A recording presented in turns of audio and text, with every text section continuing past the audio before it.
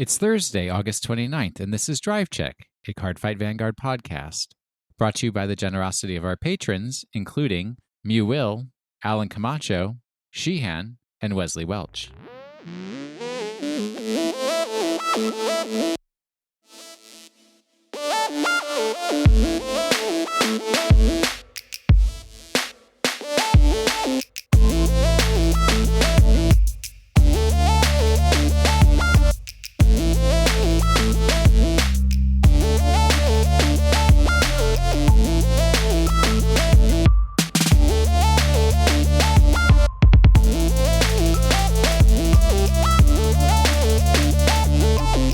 I did a refi on the house, lowered my monthly payment like almost $300. $300 more for cards. No, $300 more for that case split of the Raging Tactics. Why do you need Raging Tactics for? You already bought all the Tachikazis. No, he bought the old Tachis. stuff. We need new Tachis and we need new bugs. So since there's only one other clan in that set, I might as well just buy the case split and sell the rest. Why didn't you just buy the whole case? That's what I was gonna say, not the case split. Not a case split. You're gonna buy a case, like the old buy Bill a Anderson case? style. You know, because Oh, we yeah. I can pull a Will Anderson, Rondo of Salvation. Yeah, all of those cards are now in a box that I have to. So you built all the boxes, you put all your cards away. Yeah, all of my cards are all of them are in 4 rows. Nice. You got me more boxes than I needed, but I will use them for other things like play mats and everything like that. Yeah. We're all pretty much, our lives are mostly in chaos right now, Probably. as far as I can tell. I guess kind of had like 3 weeks to move across the country, halfway across the country. Except for the first week of that, since it was the students moving back, I didn't get to do anything except panic. And then the second week, I bought some boxes and panicked. And next week is the third week, and I'm going to panic. So are you hiring somebody to move your family, or are you just gonna? Excuse me, language? Sorry. Oh my God, PG-13. I'm on timeout. I'm gonna mute myself for 5 seconds. No. No, I'm gonna drive it. I'm gonna get a U-Haul and drive and stop in Fort Wayne, which is halfway there for the night, and then drive the rest. Does your of the car has the hitch for it? No, or are you renting a no, truck? no. I'm gonna The trailer. I have a friend who's flying out here, and then we'll drive the U-Haul while I drive my car with Scrapple in it. Oh, I see. But next week, Saturday, you're going to help me load the U-Haul full of the boxes that... Is that this Saturday? No, Am I helping next you week. this Saturday Next week. and next week too? Well, Oh, these are your God. last 2 opportunities to see me ever again. Oh my God, I will cry. Don't. I'm literally tired, that's such a tears. fib. Cole, you have some chaos as well. I have a 4-legged chaos right now. Because you visited good old Micah with a K, Yeah. that chill dude, because he accidentally had some pupperinos. Yep. And did he charge you for that pupperino, or did No, give he it to you did for not. free? Gave it away. And the puppy's name is Blanche, Blanche, yeah. and she's She's real so cute. She's so cute. But you don't snuggle her. You deprive her of snuggles. She doesn't really snuggle. She'll lay down next to me. Because you're But not she doesn't teaching her snuggle. of how wonderful snuggles are. I don't know. I think she'll be okay without the snuggles. No snuggles for the poor dog. I know. So I sad. know. It's horrible. What a way to live. I know. Yeah. And then Alan, you're in dismay because, Island Games is closed. It's officially closed, actually. Officially Tuesday was the last day that they were open, and Yep. so you and I went there on Sunday night for the last tournament. Yes, we did. Vanguard tournament, standard, how many people showed up? It was like 10, Oh, God. 12? Oh, probably more, dude. Yeah, well, I mean, we had to have a 5-round tournament, so Yeah, there were certainly plenty exactly. of people. I pretty much lost everything except I beat you. Oh, You're the On only person time, that I on beat. time, on times. And it was all because I've been playing Valiant wrong Yeah. for this whole time. Oh man! Every time I so think about it, embarrassing. it just makes me mad. Because I should not have lost a game with that deck if I would have used that skill correctly. So what happened? Tell me. Educate the listeners about how you Let's went awry. educate the listeners. So spinning Valiant has a skill that is counterblast. So if all of your front row rear guard circles are occupied by a unit, the unit Valiant gets plus 10k, but then it has a secondary skill that says counterblast 4. And if your opponent will guard with cards from hand, he or she must discard 3 cards or more into Guardian Circle, or prefer to just take it in the face. So the way I was reading the card, that skill only worked when Valiant was attacking. But guess what? It does not. It applies for the whole turn, and I'm like literally just smacking myself in the face. Because, oh God, I'm getting 5-6 attacks per turn, and it's like I could have won games that way. Yeah, that make them impossible to guard. So yes, and it's driving me insane. It doesn't let me sleep at night. I dream about that skill all the time, and people laughing at me. I was playing Messiahs. I was doing You a were terrible playing job Messiahs. because I was You were playing doing a terrible job.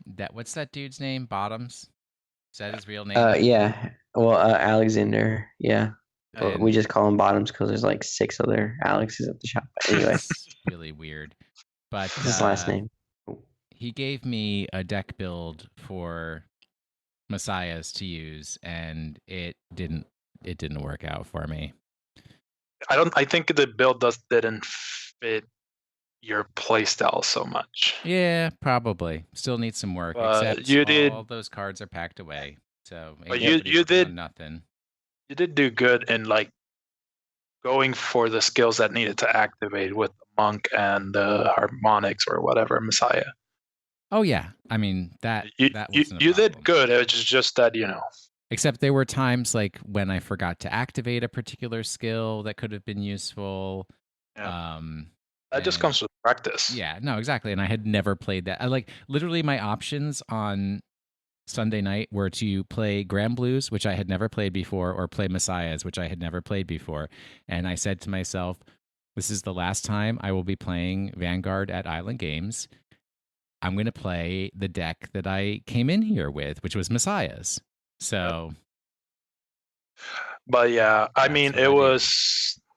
Yeah, I mean, other than me missing that skill, I felt like I ended up 3-2, which is not a bad record. I ended up 9th. No, not at all.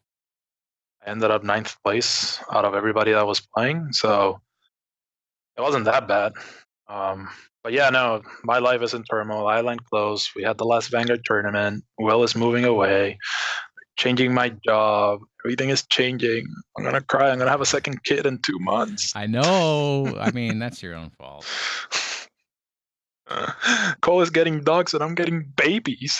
I don't know if you can beat your first one because your first one's so awesome, and it's like I can't. I don't know. Let's see how the second one comes out. I think he's gonna be like he's gonna be like opposite Oscar. Could you watch your language, please? Right. Again, please. It's family friendly.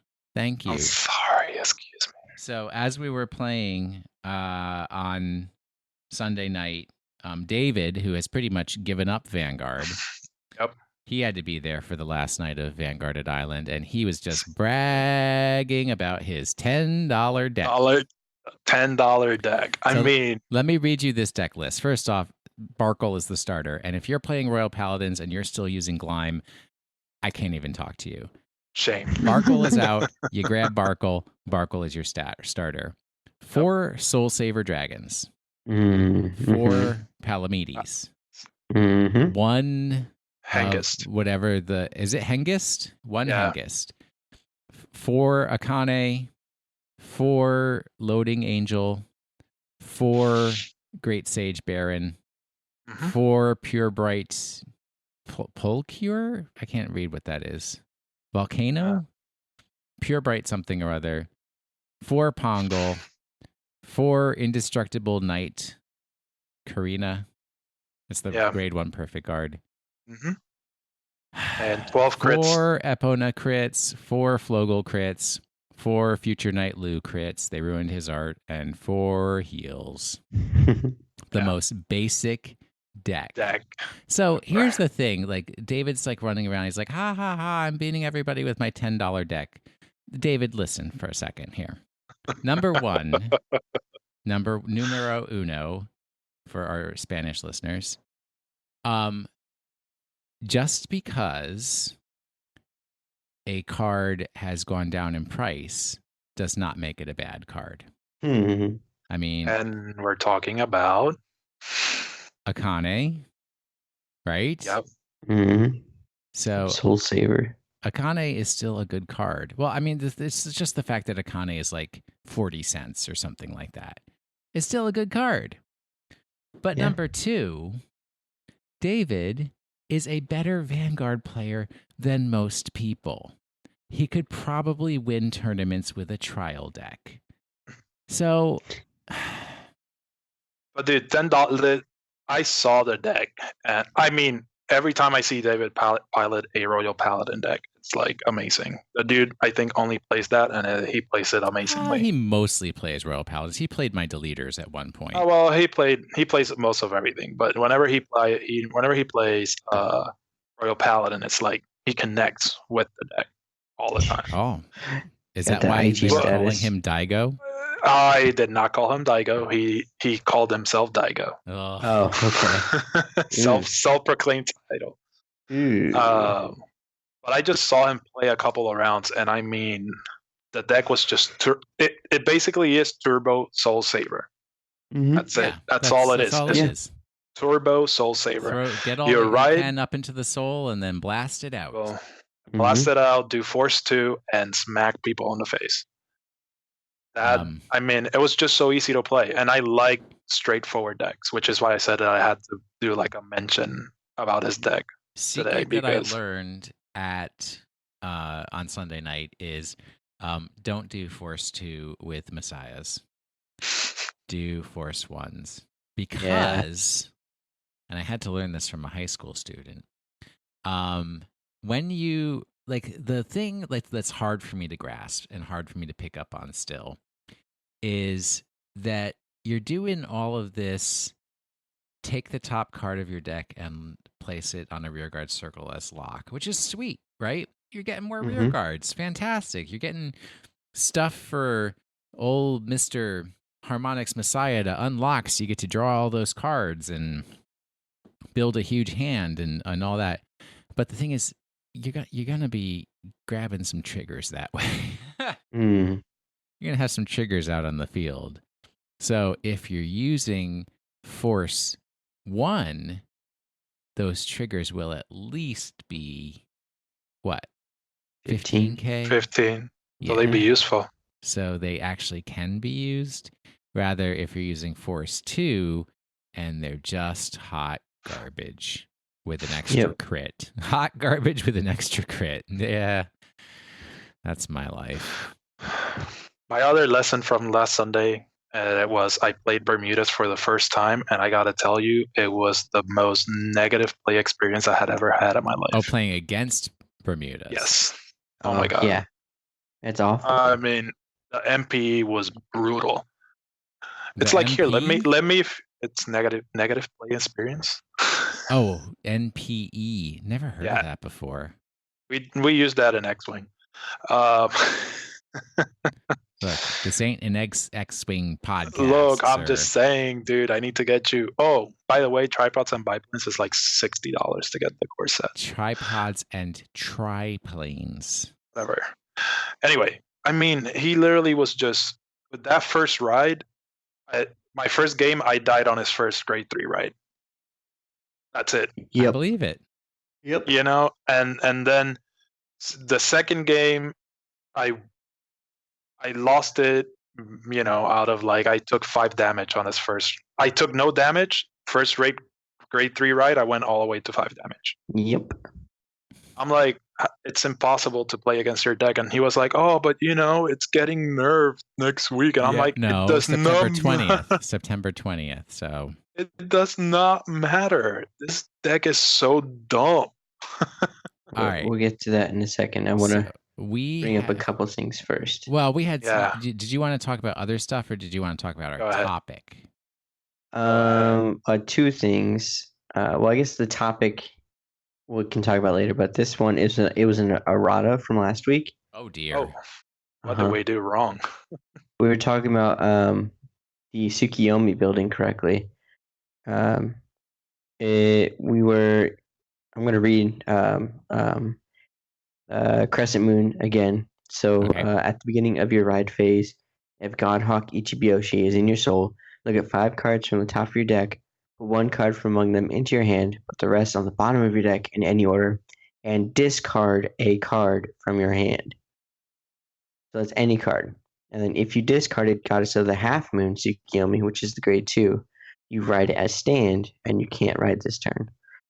So I forget exactly where we messed up, but it was brought to my attention Monday that we goofed on that skill. So you have to discard a card, and if the card you discarded was the grade above, you can ride it as stand. So that's how you cheat your quote unquote ride chain. I mean, I'm But, pretty sure I said that, but I think we covered that in I'm a just couple throwing it episodes in there back. just in case because I got negative feedback at the shop. Okay. So we're just I mean, throwing it in there. when I was talking about the Tsukiyomi build, I brought up cards that like soul charge when they're discarded, because number one, there's no guarantee you're going to have the next grade up in your hand, even after drawing 5 to discard and then ride as stand. And 2, I believe when you get to full moon Tsukiyomi, there's still a discard skill. So you don't want to be discarding Tsukiyomi so much at that point in time. Well, but- also the fact that you can already have the correct Tsukiyomi in your hand before you use her skill. So you still check the top 5, add a card to your hand, and then you can discard that card. That would still work. Yeah. Yep. Yeah. Nobody said you couldn't, but that's fine. If we did say it wrong or if people heard it wrong, that's okay.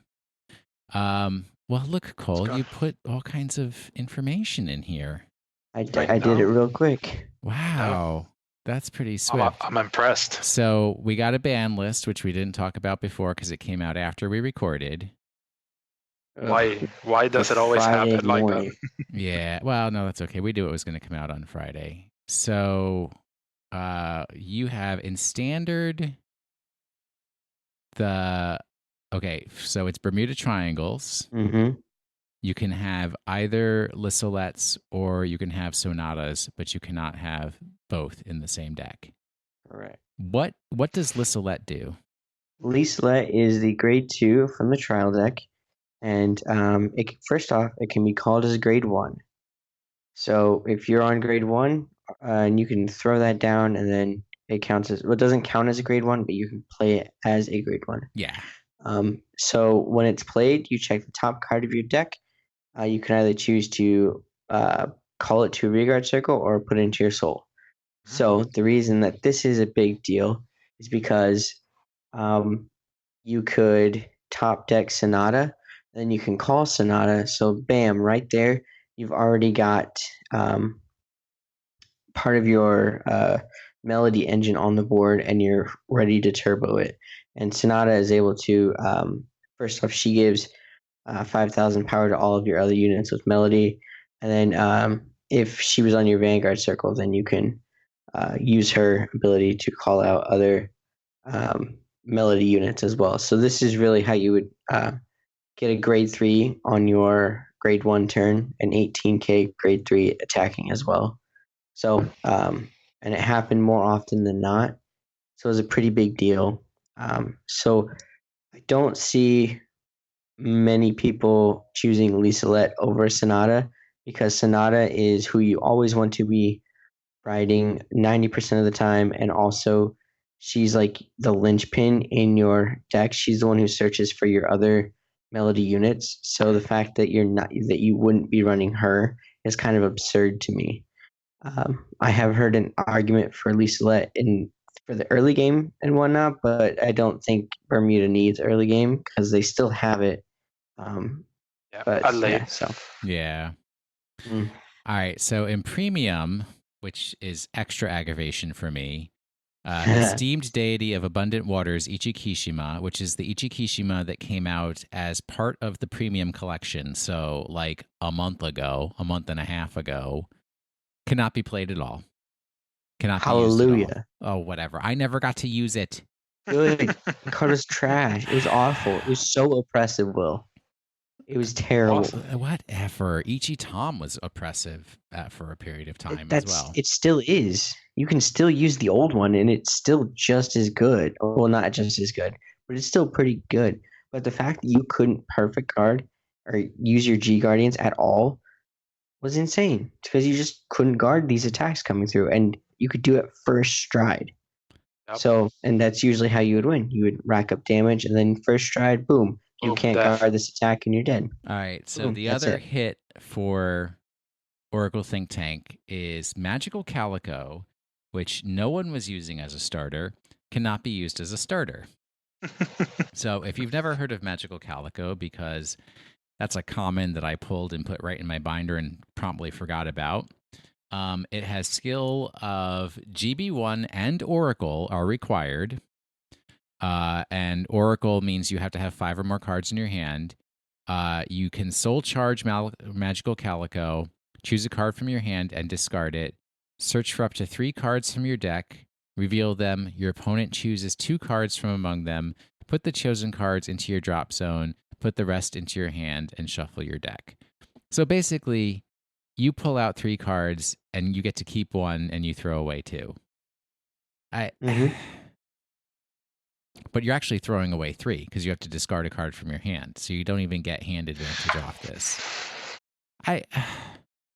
There must be something coming for Oracle Think Tank that they had to get this so that it can't be a starter for some reason.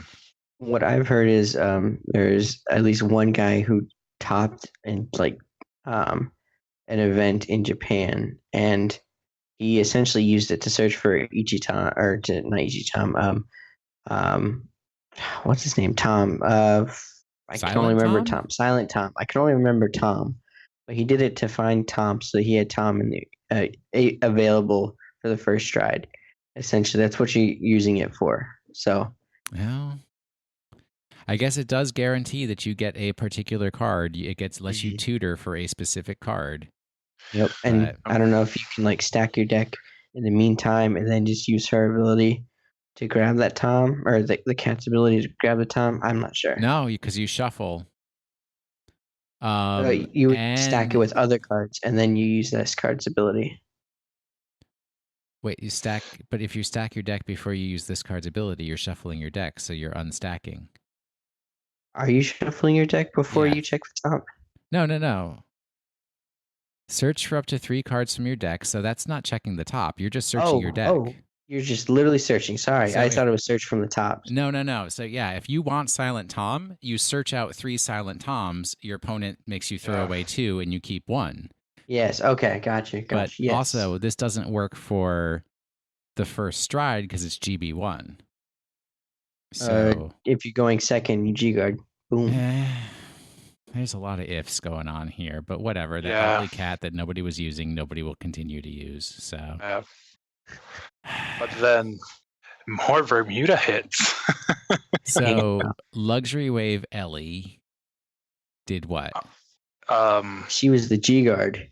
Yep, she got plus 10K for each Sentinel and every copy of herself in the G zone, and then GB2 Soul Blast 1, and you can turn it face down in your G zone. Yeah. So recyclable G guard, basically. A 1 card guard almost anything in the game. Mm-hmm. G guard. And you had other cards that counted as heals, so they could be discarded for the cost of G guarding as well. Yeah. Mm-hmm. So it was just not. It was not a good card at all. It was a perfect guard without being a perfect guard. Correct. Yeah. All right. Ange, what did Ange do? Isn't she the one that made it so that Locke was worthless? That's her grade 4 version. Oh, okay. This is the grade 3 one specifically. So, auto on the Vanguard, counterblast on place or when you stride. You pay the cost, blah, blah. Choose 2 cards from any player's circles other than Vanguard.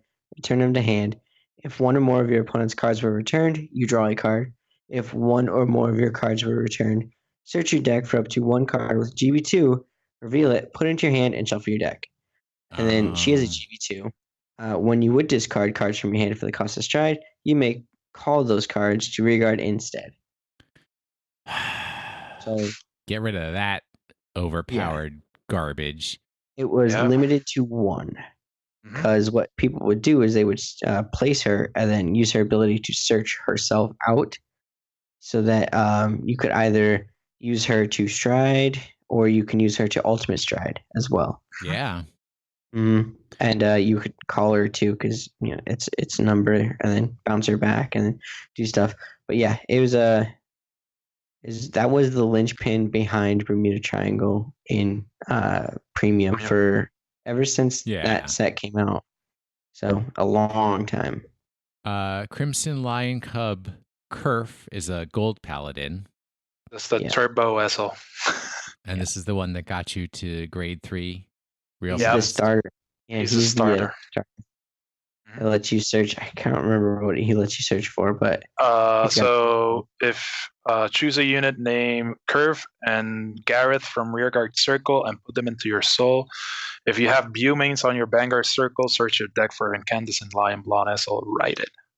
Yeah. Beaumains. Yep. So it's another way to turbo out. Turbo SL. Yep.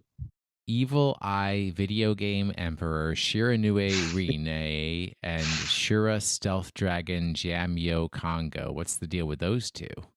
So Shiranui Rene was that oppressive stride that had dominate. Yeah. And when you use it, your opponent has to call 2 cards from their hand to the rearguard circles.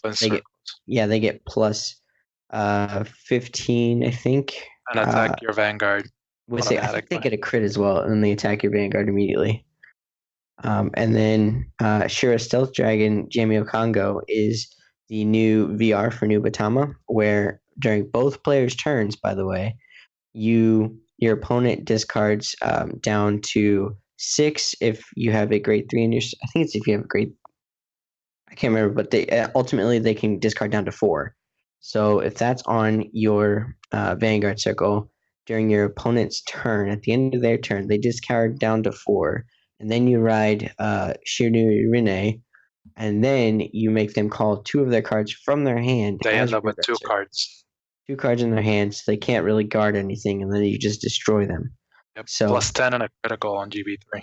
Yeah, it's nuts. That's so mean. It is mean, and that's hence why it was. You can't have both of these in the same deck. Sorry, I don't think we talked about that, but you can't have both of them in the same deck. And then it says your opponent cannot activate auto abilities on cards either. Yeah, when they place.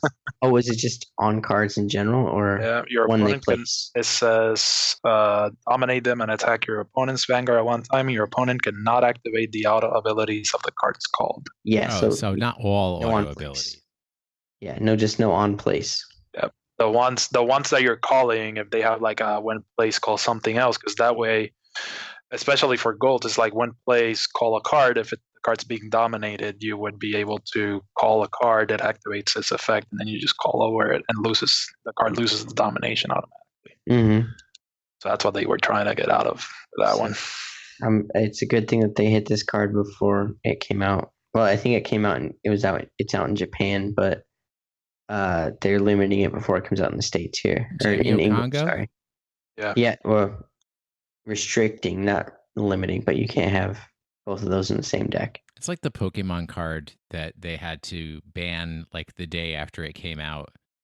Blaine's quiz? Something like that, yeah. Where basically, well, I mean, it was reasonable. It was only banned for Worlds. It's not banned for life.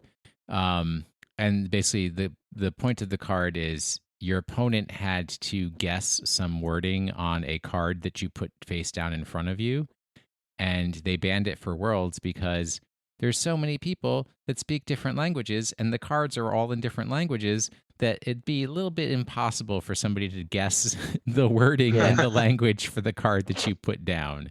Right. So too mean to use. All right. Awesome. Let's talk about a really cool card right here. Debatable.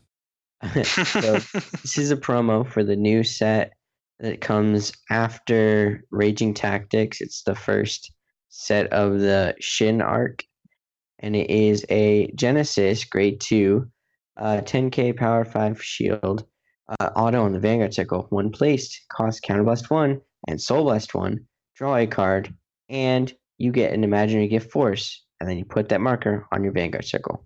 Nice. Nice. It's a I have great to say nice. Grade 2 that gets you a Force that I also know. helps you stack up for your Valkyrian. So Wow. the card is, it's a promo though, which is unfortunate, very unfortunate. So I don't know where this is coming, but this card is nuts. Yeah, it's unfortunate because I don't have a store to play Vanguard at anymore, and I'm Well, never going to get another boo-hoo. promo ever again. That's what you have for moving halfway across the country away from me. Look, you could move. I got a 2-bedroom place. Tempting offer. Let's talk about our next. All right, tell me Here. about this Tachikaze garbage. So Thundering Sword Dragon, Anger Blader, G3, Axel Gift, 13k power. 13k power, even though it's Axel? Might not be 13k. Might be 12k. Yeah. It is 12k. Don't errata us, please. Oops. Let's just say this document was built 5 seconds before the podcast. It was. Activated on the Vanguard Circle cost. We put it in Kip Gauge on a rear guard and retire an opponent's unit. Then it also has an auto on the circle that you can counterblast 1, and when it attacks, counterblast 1 and stand 3 of your rear guards with 3 or more gauges, and all of your front row units get +5. So clarification on the first skill, it's put a rear guard face down as On an as- gauge. Yeah. So you're taking one of your rear guards that's done its duty, and you make it an equip gauge. So you're gobbling, one of your rear guards is gobbling up another of your rear guards. Yep. All right, cool. I thought it was from the deck. Yeah, no. So that's the different part. That's what you got to keep in mind, Yeah. because Keep most that of in them are mind. always from the deck, but that one's different. Interesting. Card is nice, so though. cool. This is your Nice. VR for the set. Ooh, Bomb Raptor. Grade 2, Tachikaze, blah, blah, blah. When your opponent's rear guard is retired during your turn, put the top card of your deck face down as an equip gauge for this unit, and you may have this unit get power +5k until end of turn for each of this unit's equip gauges. Decent. It's solid. Did I miss one? Yeah, where's I think the you meant- Mammoth? I think No, you the did- mammoths. I think you Oh, did yeah, I miss the did. mammoth. I missed the grade 1 from that one. as I'll well. grab them while you read the next one. Let's see if I can find them real quick. Okay. So the next one is going to be Sharp Thorn Dragon, Pelican Spine, Tame Impala Spine. Tame Impala Spine. The grade 1. It's a Tachikaze, 7k power, 10k shield. When it is retired from your red circle, activate all of the effects below according to the sum of the number of your equip gauges. 1 or more, Soul Charge 1. 2 or more, Counter Charge 1. 3 or more, move all of this card's equip gauges to one of your other rear guards. Oh, this card is so cool. Card is so cool. This I feel like this fixes a lot of things in Tachikaze's. Because you Soul Charge, I don't know if they're soul heavy. I know that they're counter charge heavy or counter blast heavy. So having a counter charge option is awesome. But the fact that if you can stack another one onto it, you can move all 3 or more of these cards to another of your rear guards, possibly one of your rear guards that once that gets power up depending on how many equip gauges it has. Those cards are really sweet. That's super sweet. Yeah, it's kind of like the Spike Brothers that let you move the force imaginary markers. gifts around. Yeah. Yeah. I love this. This is awesome. So the cards we were missing were the Armored Mammoth and the Savage Mercenary. Tell me about the Armored Mammoth. Okay. All right, so we got a grade 2 that has a skill discard. When it attacks, discard all of the units equip gauge, and until the end of the battle, when your opponent will call cards to Guardian Circle from hand, it can only call the number of cards or more as the number of equip gauge discarded. So basically, if you discard 4 equip gauges, then they have to use 4 or more cards to guard with. Yep. Basically, yeah. Yep. All right. So I found the other Tachikaze. I forgot. I don't really want to talk about that grade 3 with the 27,000 power. That's literally all that it has, and you can't ride it. So. Were you talking about Opticalcerado? Whatever the savage guy is. Yeah. But yeah, sweeper, clear out dragon, sweeper, Coronat, Kanto, grade 2, 9k power, 5k shield. Reroll circle once per turn. When it attacks Vanguard, put the top card of your deck face down as an equip gauge for this unit. Okay, standard. But its second ability is really where the money's at. So, continuous. On the rearguard circle, this unit gets 5,000 power for each of its units, each equip gauge that's equipped to it. If it has 3 or more equip gauges, it can't be chosen by your opponent's card effects. So 3 equip gauges for resist. Nice. Yes. So this is actually a little bit better than resist. So resist says it just can't be targeted, but I guess maybe it is essentially resist because doesn't protect from board wipes necessarily, but it is protected from choose 2 of your opponent's units and discard and retire them. Yeah. So resist never protected you from board wipes. Not from board wipes, but from board wipes. There's certain wordings that resist protects you from on cards, and I can't remember the exact. So chosen by your opponent's card's abilities is like Narukami saying choose that rear guard and bind it. They can't choose them to bind it. Yeah, stuff like that. Anything Shadow Paladin does. Yeah. Did we talk about the other grade 3 already?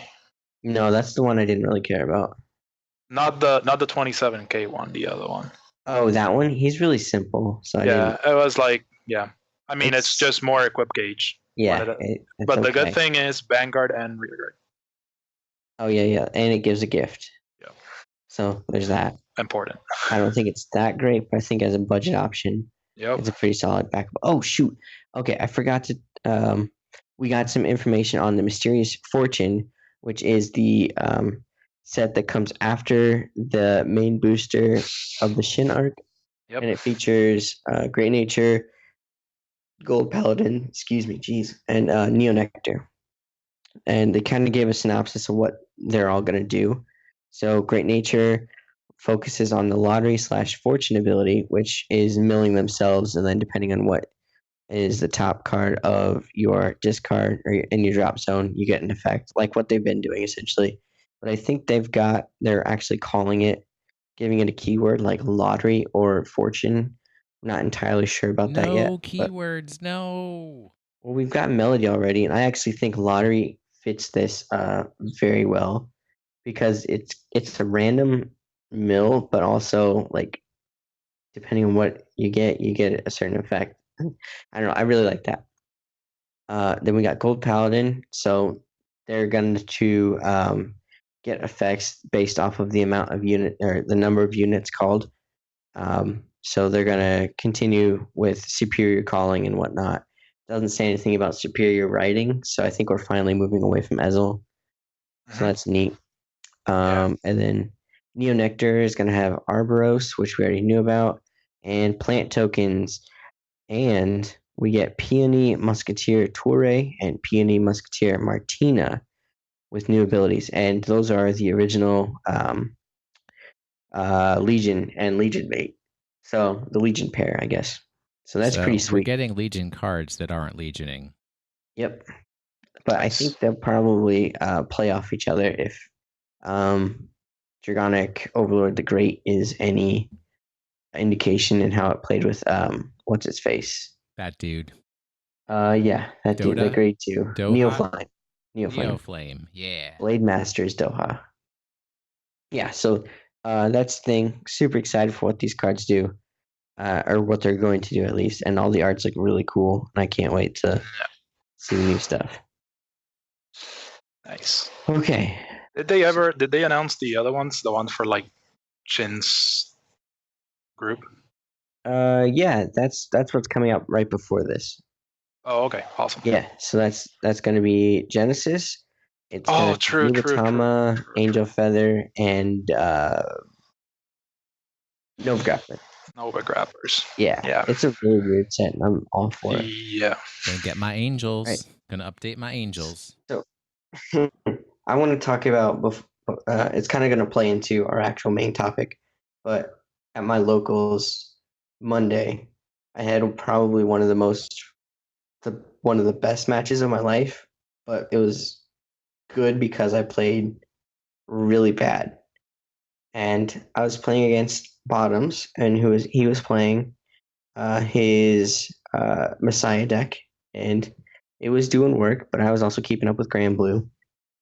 I won the first game because he decided he wanted to delete me, and I attacked with my 0 power Vanguard, and I didn't get 1 crit.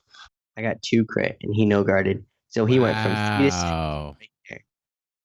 And I didn't do that 1 time in that match. I did it twice in that match. The only difference was on the second time I did it, he went from 2 to 5. So in 1 match, I did it twice.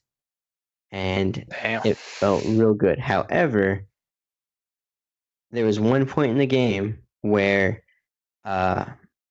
he had this massive hand built up, but because I got him to 5 damage, I had Flanger in my hand. And the board state was I had a grade 3 Vanguard, and I had enough cards in my hand where I can discard all of them, and then he couldn't guard, and he'd have to take that last damage. I also didn't have enough cards in my deck for my Vanguard to swing, or maybe I did. No, I did, but I was running really low. So all I had to do was ride Flanger on the Vanguard circle, use his ability. Because I rode on top of a grade 3, I can now Soul Blast that grade 3, discard the cards from my hand, swing for game. He couldn't guard it. But I forgot that Flanger, his ability works on the Vanguard circle as well, because I only thought of it as a rearguard ability. So I goofed super hard. So I you lost misplayed. the game. I misplayed so bad that everyone in the shop was throwing chairs and they were upset. Really? It was flip the table. That seems a bit excessive. Time, and not necessarily slow play, but that'll go on to my next game. But yeah, we're going into time. It was a really good game back and forth until I made that misplay, and then he was able to come back and then beat me because he could put more damage on than I could guard, essentially. And that was it. But literally everyone in my shop was pestering, like teasing me because I messed up that badly. I had the game too. I just forgot that Flanger also works on the Vanguard circle. Because you never want to ride Flanger. You never want to ride Flanger. Except for this very moment. Yeah. And that had never come up. That's kind of before. Like Mobile Animal Hospital in the Angel Feathers. It's like that's intended to be a rear guard, but daggone it, if you need it to be your Vanguard, it's your Vanguard. It's like Deer in the Oracle Think Tank. It shouldn't be a Vanguard, but if you need it to be a Vanguard, let it be the Vanguard. Yep. And I never thought about that, but I would have had the game right there. So then moving on to my next game, it was a Grand Blue mirror match against Adam, and I played very well, and I did not forget to use Flanger when I needed to. And every time he popped up into my hand, I told him in my mind, you also go on the Vanguard circle. Yeah, you got to roll, dude. So I will never forget that Flinger can also be played on the Vanguard Circle from now There on. you go. But that game, because my problem is, and I've been told this, is that I play too fast. Because I You think play too fast? I do. Who told you that? A lot of people at my shop. Either something has drastically changed since the last time I've played you, or they are super slow players. You play just as slow as me, sir. Oh, heck no. Oh, Heck no. Heck yes. Well, let's just say that Will beat me just because we went to time and he healed on his last damage shot. Oh, well. Oh, Please, I played Jonathan Gall, and I hit him, I think it was like 4 crits. He literally healed 3 times in a row. I did that in one of my new Atama matches. It was amazing. But so there, if you slow down and think about, well, me personally, if I slow down and think about my plays a little bit more, I understand the game state a lot better.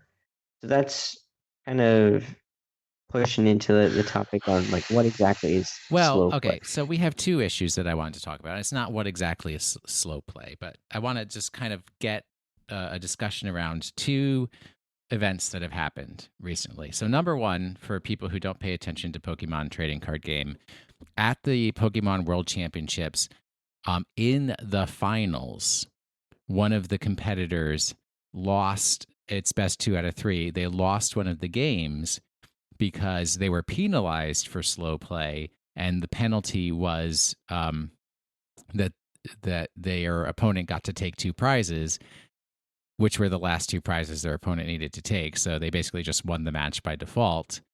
And I mean, there's a lot of discussion and disappointment in that, because it's like, who wants to watch a world championship final match get decided by a judge's call rather than an actual win? And then we have the issue of what happened in Chicago, which was kind of an issue of trying to rush play when you have a lot of people watching you, there's a lot of pressure, and you basically make an error or several errors, and because you're being rushed too much. Right. Like that's like what always, this is an example, additional example of that. So when we're playing on Sunday night, and a couple of my games, we were doing 2 out of 3, 50 minutes, went to time, and people keep coming over and saying, you're on turns, or they come over and say, what turn are you on? Or, it's like, okay, you know what? It's a constant. That doesn't make me play any faster, bud, because you just interrupted me. So now I'm going to take longer, to finish my turn to get into the next turn. And, they do at Island it was like when you're in overtime, it's a hard 10 minutes. Yep.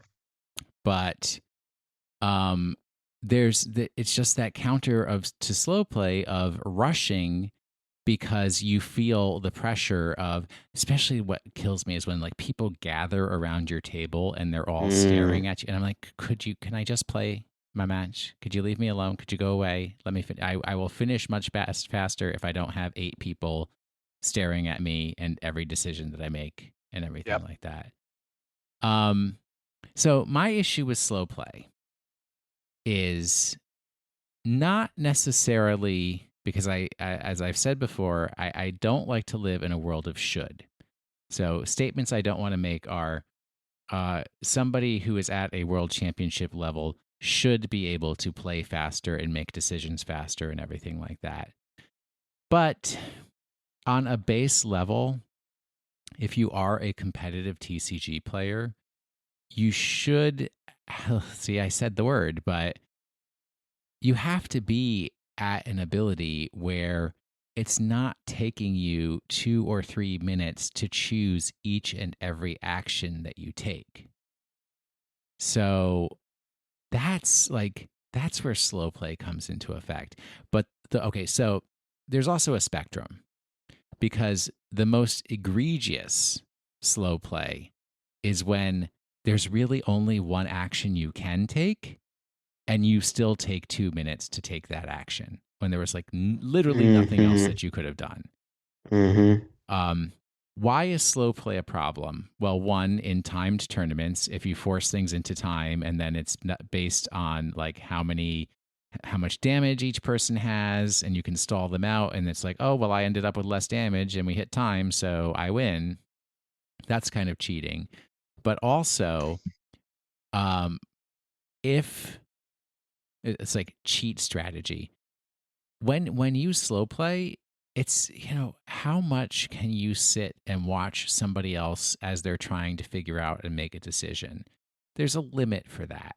So then your mind starts to wander, takes you out of the game, and now all of a sudden your opponent has a competitive advantage from their slow playing because they've now essentially distracted you and interfered with your decision-making ability just by slow playing. So that's like really poor sportsmanship and unfair. I always say slow play Cole McCune because especially with Nitros and stuff, you would always like really, really, really think through your decision trees before starting to place some cards down. And I'm always more of the person of, well, I'm just going to do it. I'll just throw this down and whatever happens, happens. Whatever happens, happens. Just throw caution to the wind. Heck, I'm going to move to Minneapolis in 3 weeks. Let's go. I mean, so, I don't know. Well, I know Cole has a point of view on this. So, Cole, what is your thinking on this? There's, unfortunately, learning to play the clock is also part of big tournament strategy. I find that that's an inappropriate part of tournament strategy. I think that's poor sportsmanship. I agree. But if you're there for a W, you're there for a W. I don't like slow play because, yeah, you're right. It breaks up the opponent. Yeah, the tempo, your opponent's thought processes, and it's a mind game essentially, which mind games are a part of the game. No. I disagree 100%. The game is the card game. It's not the mind game. I really find that thinking to be very inappropriate. Well, then, if it was just a card game, all you're doing is playing against a computer. But you're not. You're playing against a person who can make mistakes, and you're trying to find when they make those mistakes and capitalize on them. Well, yeah. I mean, you're playing against human fallibility and human decision making. Not everybody is going to make every perfect decision every time based on the random shuffle. But when you start doing things like, I'm going to place my cards more slowly because I know if I get to time. I mean, yes, that is a strategy, and people use that in competitive tournaments. But it's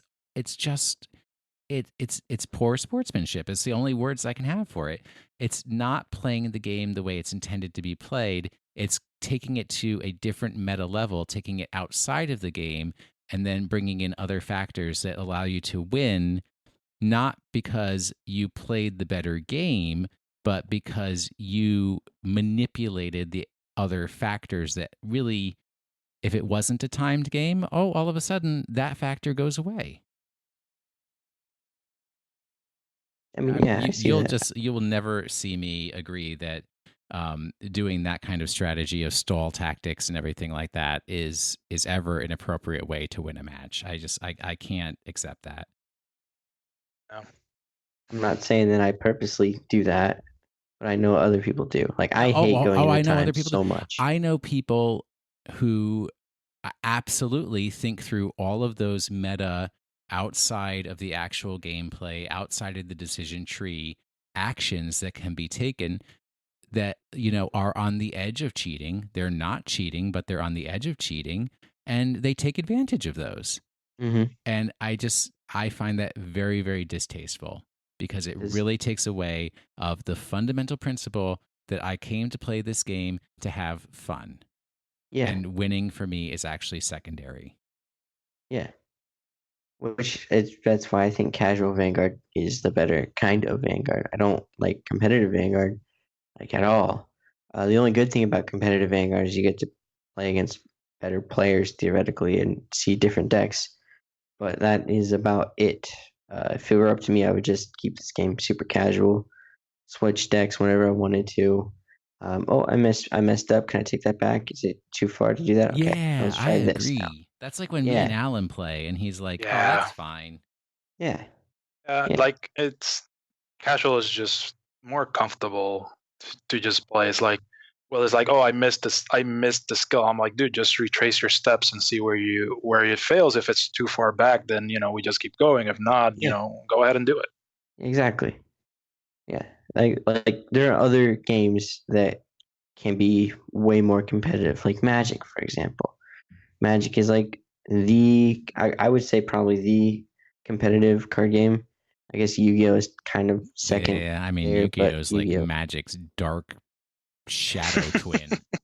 Yu-Gi-Oh has evolved in not a great way. But anyway, uh, like there are different games that are kind of made to be more competitive, and there's too much randomness going on in Vanguard in order to really make it competitive. Sure, you can kind of like quote unquote cheat your numbers by sending your deck out and whatnot, but overall the game itself is just it's too random to make it competitive enough. I mean, I So agree, Mm, but yeah, my counter argument for people who say that Vanguard is too random is, to me, that's like saying Monopoly is too random because you may never land on Boardwalk. Because I it's mean, all yeah, dice rolls, and that's where you get to land. That's the game. That's the game you it's chose to I play. agree. You Yeah. know? That's why it's fun. The randomness is what makes it fun. Yeah, if you, sackiness. yeah, I would if you say have it's the outer space liquid metal dragons that make it fun. No, Right. no. Oh, Nobody says that but you. anything except for that. Yeah, anything I except for haven't that. locked anybody but myself in quite some Yet. time.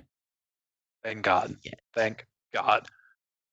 But I mean, I've seen it happen where people slow play out of like the malice of they know they're slow playing. I feel like the playing the clock part to get the W also, I have to side with Will and the fact that it just takes opportunities out of you, the opponent, or your opponent. Because you're playing it slow, so the clock winds down, and at the same time, if you would have played faster, I might have been able to get a couple of attacks in, or at least get halfway through my round. So yeah, I think it's a bigger problem with Vanguard specifically because there's so little that you can do during your opponent's turn. Like Yeah. all you can really do is guard, and you can only do that lower when they attack. interaction. Yeah. Mhm. Whereas with more competitive games, like let's say Yu-Gi-Oh and Magic, you still have ways to interact during your opponent's turn. Activating Pretty my much trap anything card. that you do. Exactly. So I think that's also another reason why like it really shouldn't be looked at as such a highly competitive game. But like I don't know. Unfortunately, playing the clock is part of that in the bigger tournaments, and it sucks. It shouldn't be, but it does because people will do whatever they can to get a W. So I don't know. It's a really tricky slope depending Yeah. on your circle that you run with. Well, I I mean- run with cool dudes like Alan and Cole, and sometimes Jack. Sometimes Jack. It's And gonna be his new nick. Britney's a cool dude. Yeah. I don't know. I mean, Yeah. it certainly is a factor, and and I keep talking about X-Wing, but it's certainly when they revamped the game and did second edition, round time became more and more of a factor, since more and more games are going to time rather than ending, like they did in version 1. So actually, I have a question for you, Alan. Yep. Have you found that games last longer with a time element, or do they last, or are they shorter now? No, the games last for longer. Yeah. They do last longer because they're actually going to time. They're Yeah. actually lasting the 65 minutes per match. Yeah. So that's insane. Yeah. It's because you're adding a whole other Yeah. factor into it. Yeah. And unfortunately on tournaments I've started to actually play with the clock. Yep. And because you have to play with the clock, unfortunately. How do they play with the clock in chess? Do they have like a certain amount of time and then they hit the buzzer, just pause their Oh, time? yeah, no, it's like you have 1 minute to take your turn, and when you hit the buzzer, it starts your opponent's 1 minute. So it goes Okay. back and forth like that. All right. Interesting. Because I've only like seen the media of the clock going back and forth. Mhm. Interesting. Oh yeah. But yeah, the competitive scene is very different than the casual scene, and unfortunately, certain factors come in. It's the oh my god, I am on top 8 at a regional. That puts you on edge, and on top of that, you have all these people watching you, and you're And trying talking. to not make that mistake, or talking, or saying like, "Oh, he should have done that," and then you're like second guessing everything you do, and it just it slows you down. And it leads you to make mistakes. Yep. All right. I think we've had a good discussion about these things. For next week's episode, since I will either be dead or fully packed or somewhere in between, having some sort of psychological crisis about I will say the apartment I'm getting in Minneapolis is absolutely beautiful. It's pretty nice. Biggest mistake of my life. You deserve nice things, William Anderson. Yeah, I paid my first month's rent. Keep in mind, I still own a home in DC that I'm paying a mortgage on and fees. Paid my first month rent for Minneapolis, $2,500. I'm a fool.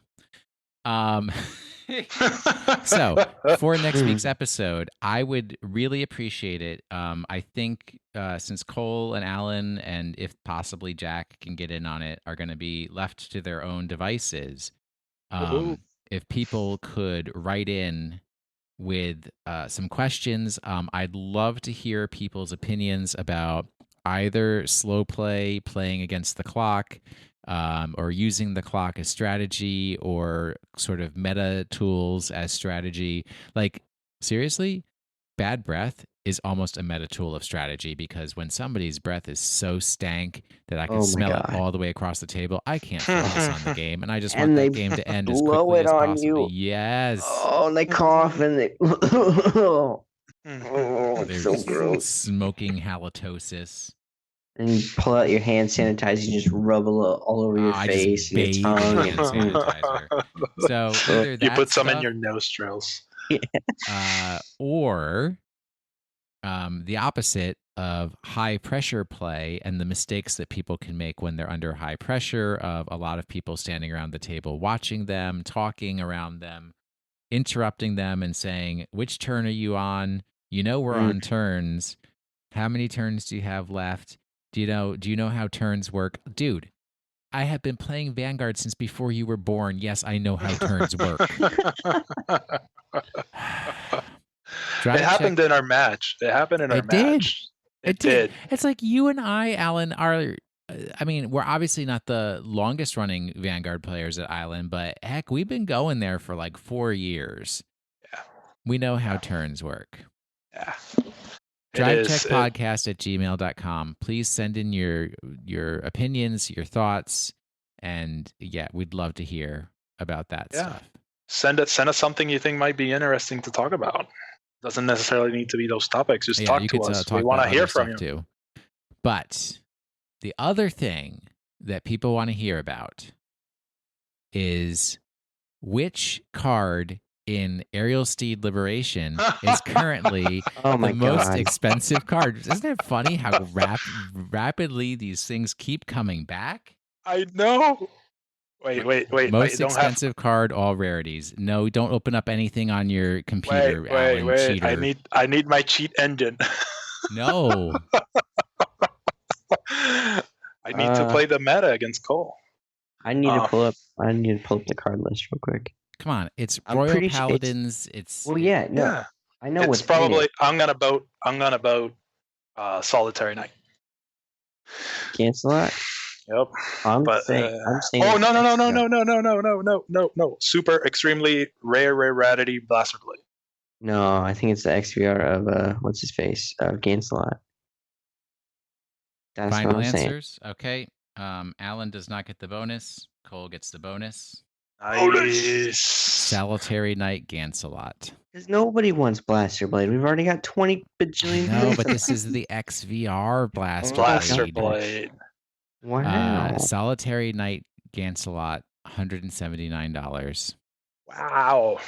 Surprised I am not. Okay, so it might be that on the website, but who's going to pay that much to get an XBR? During We're gonna Golden try Week. There's Yeah. people. There's people. No, let's Regular XVR Blaster Blade with Blaster this Blade. beautiful art and the gold foiling that you just it's exquisite. You've never I'm getting seen a sore. Blaster Blade as beautiful as this Blaster Blade.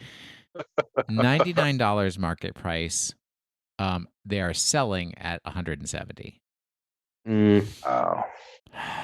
All right. Now the real game begins. They had a lot of SPs and SVRs and everything in this set. Yeah. I think every set. Well, no, not every. No. All right. Regular rarities. No S's allowed. Which is the most expensive card of the set? I think it's Goddess of the Full Moon, Tsukiyomi. How about we vote for? Oh my God! No, it's not gonna be the Narukami Dragon. Dude, stop playing against the clock. There's no timer here for you to win with, and you're already at 0 anyways. Oh my God, Gancelot again. Cole is correct. Alan is incorrect. 1 point for God. Cole. Second most expensive card. Alan, go ahead. You go, because apparently without my cheat engine, I can't win this game. Obviously. I'm going to pick Solitary Knight Gancelot. Alan? Oh God. Sure. You're both incorrect. It is Eradicator Gauntlet Buster Dragon. I was gonna say no, Give it to me. Narukami Dragons. The XLs are almost never as expensive as the other two. So. But have you read the effect of Gauntlet Buster? Oh yeah. It merits being the third most expensive card. Wow. I think the cheapest SVR is Jamio Congo. Too bad. Yeah. He's a bad card. He's so good. All right, number 3, most expensive card of normal rarity. Blazing Line Platinum Ezel. Essol's in this set? Oh my God, Essol's in this deck. It's one of the 5 gold paladin cards. Yeah. Half Moon Tsukuyomi. You are both incorrect. It's Solitary Knight Gancelot. Oh my God, we are so bad at this game. You are I don't know why so you picked bad. Great too when we haven't gotten through all the VRs, man. Number No. 4. Number What? 4. Wait. Time out. We're guessing VRs? The hell? Yeah, Well, I it's did not have this VRs. information. VRs are normal that's what's rarity. expensive.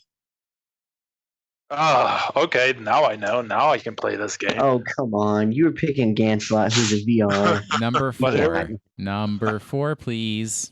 Platinum Ezel. Not an asshole. You are both incorrect. It's Shura Stealth Dragon, Jamio Congo. What? You know what? What is this? No Coming in way. at $12.95 market price. Actually, yeah, I can see that. Number Oh my 5. gosh. Is Ezel that cheap? I'm thinking Platinum Ezel again. Yeah. We already said. You're both guessing Platina Ezel? No, did we Yes. already call No. Tsukuyomi? Yes, that was the Okay. Then yeah, Platinum first Ezel. one. You are both correct at $11.13 market price. Blazing Wow. Lion Platina Ezel. Wow. What are people trying to sell it for? $9.95. Oh, that's great. I thought I Also- expected it to be way more expensive. Number 6. Number 6, please. Half Moon Tsukiyomi. Are we out of BRs? Yes. That is not for me to say. All right. Yeah. Let's go with Half Moon. You are both correct. It was Goddess of the Half Moon Tsukiyomi at $7.65 market price, selling for $5.75. Number 7. Crescent Moon Tsukiyomi.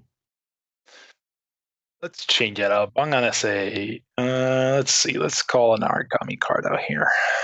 Thunderbreak. You are both incorrect. It is Fiendish Sword Eradicator Cho-Oh. I was looking at that one too. Dang it. All Okay. right. Number 8. Number 8, please.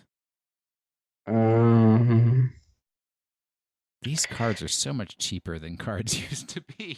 Gosh, yeah, it's because the XBRs. yeah. They tank sets. Because there's an XPR, everything is more affordable because people are chasing after those higher rarity cards. Heck yeah. But that also means that shops have to sell them for a lot less than what they normally would, so they're losing money. Anyway, Gordon. Oh, Gordon. Gordon? I'm gonna do Tristan. Is that what you said, Gordon? Yeah, Knight of Truth, Gordon. He said. Okay, and you said Tristan. You are both incorrect because it's Goddess of the Crescent Moon, Tasuka Yayomi. Tasuka Yayomi. Jeez. Right. Not for nothing, but the art on those cards, it's so beautiful. Number 9, please. Number 9. What are people? Stealth Beast Tamahagane. Kahiden. Kahiden? It is Knight of the Harp Tristan. Oh, there you go. Now we're coming in at below the cost of an individual booster pack. Not even worth that much. And the set's not even out yet. It's 10. going down even more. Number 10. I'm gonna say Kahiden. Gordon. That's Gordon. It's goose egg for Cole and a goose egg for Alan. It is Stealth Beast Tamahagane. Seriously? Waste, soul blast 1. Choose one of your opponent's rear guards and return it to the hand. If you return to your opponent, chooses a card from his or her hand and discards it. If your opponent's hand has 4 or less cards, this unit gets power plus 5k. Oh, I never actually read that card, so that's good, actually. All right. I like that. Lowest priced. Hit me. Yes, but you guys, in order to win this one, it's just when I sort from price low to high on TCG Player, who is coming up as number 1 lowest price. Least wanted card of the set. Makes me laugh. I'm sorry. Why? Oh, God. I'm going to go with Margot.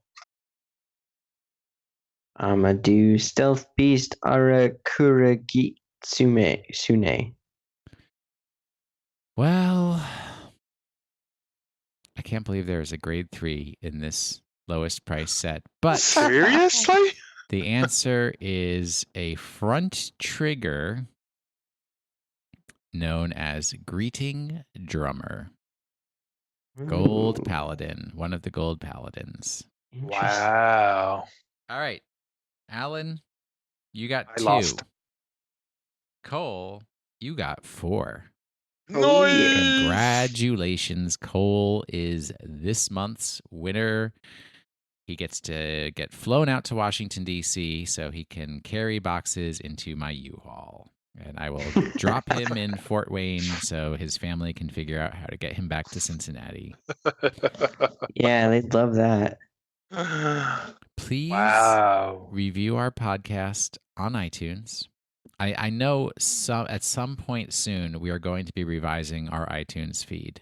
Hopefully that's not going to harm our iTunes reviews, but that's a change that's coming. And hopefully that will actually get us on Spotify as well. Who knows? Thanks to Zach Boydis for our intro music and Jeremy Woods for our outro music. If you are a Minneapolis musician, Obviously, I've got to change things up after I move. I can't have this DC style music anymore. So if you'd like to contribute money to help defray the costs of my move to Minneapolis. That's a lie, people. That's a lie. All like, everybody's like, oh, cost of living is so much less. And I like signed up for my internet service today, and it's like $30 more than I pay for internet here in DC. How much do you pay in DC? $80. But it's fiber. Yeah. It's fiber. 80 for fiber? No. I pay 80 for cable modem here. I'm going to be paying 100 and something for fiber in Minneapolis. Ooh, fancy. Patreon.com/drivecheck is where you can please send me some cash. Please watch Cole's videos on YouTube, and after I move, I'm going to have so much more time for making YouTube videos, and I have a beautiful white island in my kitchen that I can use to film on. Plus, I'm going to have an office for doing that kind of stuff. It's very nice. So watch our YouTube videos. Visit our website that Alan works so hard on, www.drivecheck.net. And if you want to send in questions, comments, considerations for next week's email grab bag program, drivecheckpodcast@gmail.com. Do not send emails addressed to me. I won't be here. And if you'd like to reach us on Twitter to tell me about all of the great places to play Vanguard in Minneapolis, not The Source, not Dreamer's Vault. We've already checked those out. They ain't got it. Please find me another place. The program can be reached at drive_check. And I, William R. Anderson, can be reached at Wash in the Sink. Alan, it appears you are next. I can be reached at the tallest IT guy. That's a capital I and a capital T. Yep. And I am at Cole_McCune, COLE_MCCUNE. And you can see all my cute little Blanche photos and stuff. No, my God, my Twitter has been blowing up with that. She's so cute. I love her. She's great. Okay. Thank you for listening to this week's episode of the Drive Check Podcast. The schemes of evil spirits lie silent before the Myriad's blessings. That is awful. I can't read that. Anyway. Myriad blessings? Yeah, that one. What? It's esteemed deity of abundant waters, Ichikishima. You know, the one that was banned. That I never got to play, that I have a full play set of, that I spent I don't know how many hundreds of dollars. I'm quitting this awful game. The one that Will bought that he can never use. As I said, I'm quitting this awful game.